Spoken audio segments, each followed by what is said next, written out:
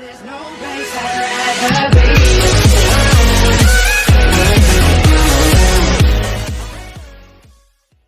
Hey guys, welcome back to Talking Blues. Welcome back to another video. We hope you're all doing well today. We're your hosts, Ben and Mark. Before we get into this video, please make sure you like, comment, subscribe, turn that notification bell icon on to be notified when we upload. Share this video out as much as possible, guys. It really does help us out. We really appreciate all the love and support. Also, reminder, there will be a watch along 5 PM this evening start time. Be there for that. It'll be a really great watch along. It's the big one today. It's Chelsea versus Man United. This is the Chelsea versus Man United match preview. This is going to be a huge, huge game. I feel confident, but I'm also nervous. A, because Man United look good, and B, because we drew against Brentford and we didn't look great against Villa or Brentford over the last 2 games. But I'm confident in big games that we turn up, and we always do. So let's talk about the players that Man United have and what they could be what threat they could be. So I've pointed out 3 players today. I've pointed out Jadon Sancho, Marcus Rashford, and Christian Eriksen. Dad, your thoughts on the 3 players? Marcus Rashford, Jadon Sancho, and Christian Eriksen. Your thoughts? Well, yeah, they're always going to pose a threat. Yeah. They are 3 decent players in the Man United squad. But, I think if we go back, over last week, the Brentford game, and we look at how we played there, yeah? And then we look at how we played previously, against Wolves, say, for example, Yeah. AC Milan. I think if we play at that intensity and that calibre of play, then I think, we're going to have, not an easy win, nothing is ever an easy win, but I think, we're going to beat Man United quite comfortably. So, yeah, I think we have to get out there, and revert back to how we were playing 2 weeks ago. Yeah, I think there's a lot to be discussed about Man United and how they play. And one particular thing that stands out to me this weekend is Ronaldo will not be playing. Ronaldo will not be part of the squad. He will not be travelling to Stamford Bridge with the team. I think that's important. Yeah, and let's be quite honest. Even if Ronaldo did play, it doesn't pose that much of a threat now. I think he's past his very best. Yeah, he's still a great player, no doubt. He's still dangerous. Yes, he's still dangerous. Yes, but he is past his best, and let's be real about this. He poses no threat to Thiago Silva or Koulibaly or Chalobah or any of the other defenders we may have. And I think, one of the best players in our team at the moment is Kepa, Kepa. Does Ronaldo get past him today? Don't see it happening. No. Have he played? No. But guys, listen, we've only won 3 of our last matches in the last 15 games against Manchester United. The last win we had was 2017 at Stamford Bridge. And I think this is important now that we realise today we have to win. We want to keep our title hopes alive and we want to be in the title race. We have to win today and we have to show real bottle, real energy, real drive, real determination if we do want to win this. So, how do we combat Man United today? They play in a 4-2-3-1, 4-3-3. They play a high intensity football with high press and high energy. They've got Anthony, Sancho on the wings, Rashford up top. They've got Eriksen in the midfield. They've got Casemiro. They've got Bruno Fernandes. They've got Malacia. They've got Dalot, Varane, Martinez, De Gea. All these fantastic players. And sometimes, you look at the number of... We played, 38 games in the whole league, yeah? And, it's just a case of we get to a certain team and it becomes a psychological... Let's not make it that psychological barrier. Yeah. Let's go through that barrier. Yeah. There's the wall. Let's go through that. Look, for example, in the last few minutes, what Forest done to Liverpool. Yeah, Liverpool have just lost by the way to Forest. Yeah, 1-0. If you haven't seen that. Anwani with the goal. It was a very poor performance by Liverpool. They just didn't look right. Salah looked empty. Salah looks done. And that's great. That's great that we can laugh about that Because when we come to play Liverpool, we just know what our expectations are. We know we can beat them comfortably. But enough about that. How do we set up against Manchester United? How do we do it? Well, this is the question now. What do we do? What formation do we use? What players do we use? I mean, it's a tough one, but we've put a team together that we think Potter should go with, that we think would be capable of beating Manchester United. So we're going to get into that now, and we'll give you our thoughts player by player. So, starting in goal. It's quite obvious, really, who starts in goal. Kepa. Without a doubt in my mind, he's been the best goalkeeper in the Premier League for the last 4 or 5 games. He's looked magnificent. He's looked elegant. He's looked good at He's good at playing out from the back. He's always there when you need him. He does make the odd error and judgment call, but I think he's still one of the top keepers in the league, and I think he's proven himself to be one of the best in the world at the moment. Dad, your thoughts on Kepa? Yeah, as I just said, a few minutes ago, that he's the best bloody player in the team at the moment, and he's been keeping us clean sheets. Yeah, since Mendy went out, Kepa's come in, and he's proven his worth. Other teams have tested his mettle, and he's proved now time and again, and he must keep up this state of play. Yeah, and all types of things will start to materialise for us. But like I say, the players got to get out there today, and show it, play their hearts out. Show they're worth it. Show they're worth it. Exactly. Okay, so moving into the the back four, we have the 2 centre backs of Thiago Silva and Kalidou Koulibaly, 2 top defenders. Past Thiago Silva, 38 years of age, nearly at the point where we have to consider retirement, but I don't think we will see that for another year or so.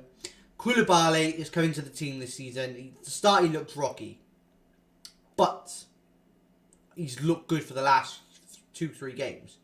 Dad, your thoughts on the 2 centre backs? Yeah, I'm happy with that. As I say, you got Thiago Silva, such an impeccable record. He makes minimal mistakes. He's always there when we need him to cover up, and to defend. Koulibaly, he's new into the team, with his transition period and everything else. But, he's still showing his worth, and, I'm quite happy with those 2 at the back. Yeah. Okay, great. So, moving on into the 2 full-backs.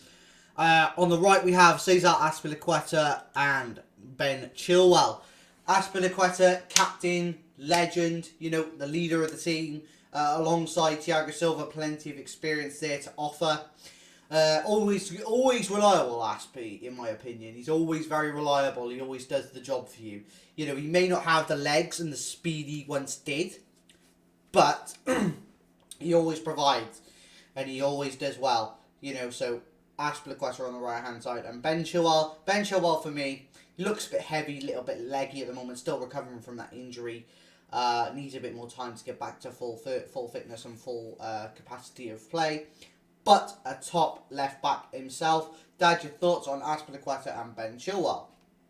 Yeah, Azpilicueta, as always, I know his time is, coming to an end, as far as Chelsea goes. We don't know whether he'll be gone next season or not.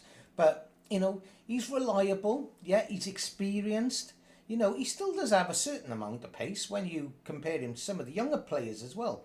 I think, bags of experience. Yeah, he knows, when to pass that ball. Yeah, good passes. And then I come on to Ben Chilwell. Ben Chilwell, okay, despite his injury, he's come back.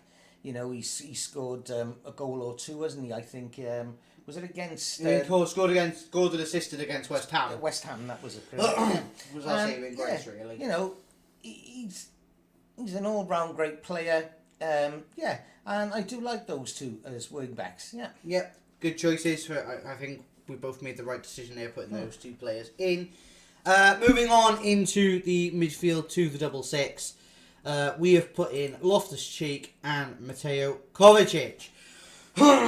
Two great midfielders. 2 great midfielders with bags of energy, bags of strength, bags of talent. Loftus-Cheek looks good, looks strong, quick, intelligent, can play a multitude of positions as well. He can play right wing back. So if we wanted to... So I could see this as a hybrid. See this as a hybrid, if you will.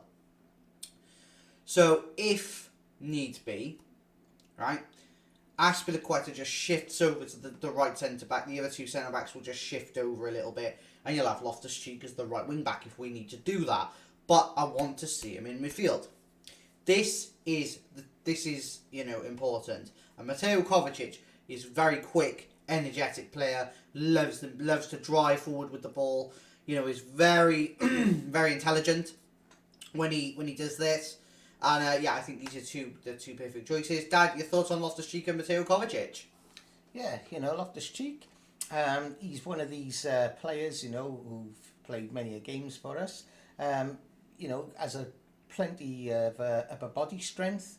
He's very good on the ball. Yeah. He's scored a few goals for us in the past. He's very reliable, up and coming player.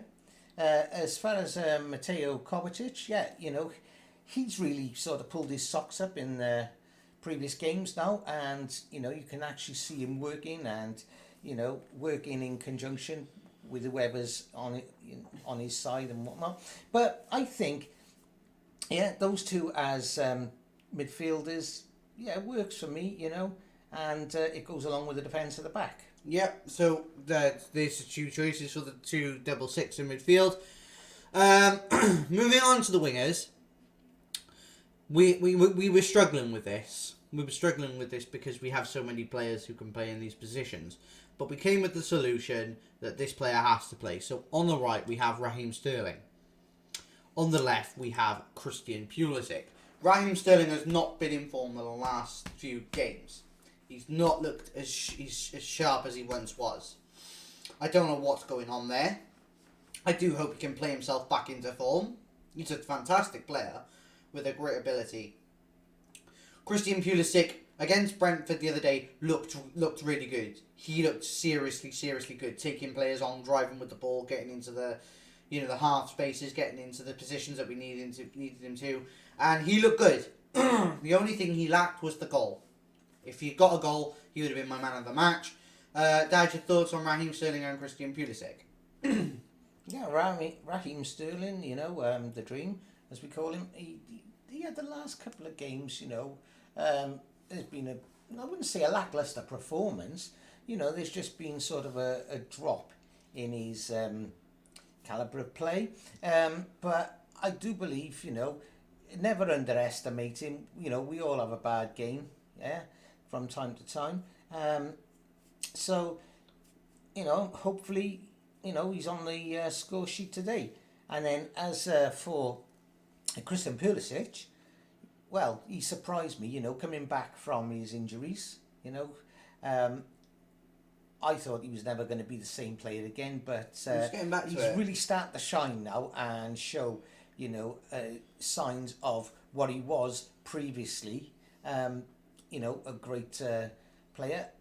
And I think, very soon we're going to see Christian Pulisic back on the score sheets again. Yep, so there's the call for the two wingers. And as I said, we could see this going into a hybrid, and I'll explain what I mean at the end. So, moving into the number 10 position, it's quite obvious. Mason Mount. Mason Mount is that player. At the moment. Kai Havertz, I would have played there if he was playing well. But Kai Havertz is not playing well enough at the moment. So, Mason Mount as the number 10. And up top, Pierre-Emerick Aubameyang. The reason we put Aubameyang up top is the experience and the knowledge, and he can finish. Dad, your thoughts on Mason Mount and Pierre-Emerick Aubameyang? Mason Mount I'll start with first, but Mason Mount has come on in heaps and bounds. He did have that stagnant period where he was making tremendous mistakes and he wasn't scoring. He didn't look as if he was happy on the pitch. He didn't have any ideas. But now over the last since sort of like Wolves, AC Milan, I've seen him really start to tighten his belt and really put his socks up. I think Mason Mount, yeah, works for me. He's grafting really hard on that pitch, you know, and he's scored for us, and let's hope you know And what about he can Aubameyang? bank more goals. Aubameyang, yes, you know, he's new to us, yeah, and you know he's only played about 4 or 5 games. 4 or 5 games, yes. Bags of experience, yeah. He's a bit of a predator on that ball as well. He knows where the back of the net is. As I say, he's time served. You know, not Raheem Sterling, Aubameyang for me. Yeah, he sits quite comfortably up there. Yeah. Yep. So as I said, guys, I would explain you the hybrid. So I'm going to talk you through this now, and I'll explain what I mean. So if we look at the formation we've already got here, we've got a 4-2-3-1. We can either shift to a back three with Aspilicueta shifting over and Loftus-Cheek coming into that right wing back position, and Mount dropping deep. That's something that we could do. But also, we got a situation where we could go to a 4-2-2-2. So where Mason Mount would slide over to the right, Raheem Sterling would come into the central positions with Aubameyang, and we'd have the 2 wingers and the 2 strikers. These are systems we think could work. That could combat Man United's pressing and you know, their ability to control the game. We think we can control the game by using these 3 systems, but the 4-2-3-1 is the system we want to go with and try and get the best out of. You know, with those 3 attacking players behind the striker, I think we can really show Man United up a little bit with that. You know, there's plenty of pace and plenty of energy in that team, and I do think this is the team that could beat Man United, and I think you agree, Dad. Yeah. You know. Yeah. But guys, we're going to go back to the main camera now where we give our predictions, and then we'll go to the end of the video. See you in a minute. So, in terms of a prediction, I'm basing this on the fact of the formation and the lineups reviews and what Potter said yesterday in the press conference. You know, he was talking about everything to do with how formations work, you know, what he says, and what he said on Amazon Prime when he had the interview with Thomas Frank and the presenters. He said, it's not about formation, it's about fluidity and about changing things. So constantly changing formation, constantly changing the tactics to benefit the team and benefit who we're playing against. And based on the team that we put together, I think this is a team that's capable of winning. So I have gone with a nice 2-0 win to Chelsea. I believe that we are capable of doing this, and I'm going to predict that Loftus-Cheek and Christian Pulisic will score the goals today. Dad, your prediction? My prediction is based on, you know, okay, we are playing a Man United who pulled themselves back to winning ways since the start of the season. You know, I've gone with a sort of 2-1. Yeah. Reason being is, you know, like I say, they are a dangerous team, Man United, and can take us on a counter-attack. And, you know, like you say, Marcus Rashford in particular, you know, Pace. He's got pace, you know, he knows where the back of the net is. So, yeah, I think 2-1 the score will be, but who knows? Who knows, guys? Who knows? But guys, let us know your thoughts. I just hope that it's, you know, a bit of a thrill of a match like we used to have with Man United. Yeah, back in exactly. old Let's days. get the old And rivalry that's- back yeah, going that's- again. that's But guys, exactly the point. let us know your thoughts and predictions in the comment section below. Let us know Yeah. what you would do with the lineups in your situation. Let us know if you'd make any changes to our team. We'd love to hear your thoughts. Please let us know in the comment section below. We are going to end the video here, but please make sure before we end the video, you like, comment, subscribe, turn that notification bell icon on to be notified when we upload. Share this video out as much as possible, guys. We're talking blues. We're your hosts, Ben and Mark. Also, just a quick reminder that we will be doing a watch along this evening, 5 o'clock UK time start. Yes. And guys, make sure you Come do down that. and It's going to join be a us, whopper. So guys, Be that's the there end of of a today's whopper, video. this We hope one, you yeah. all enjoyed. See you in the Yep. next video. Ta guys. Bye, guys.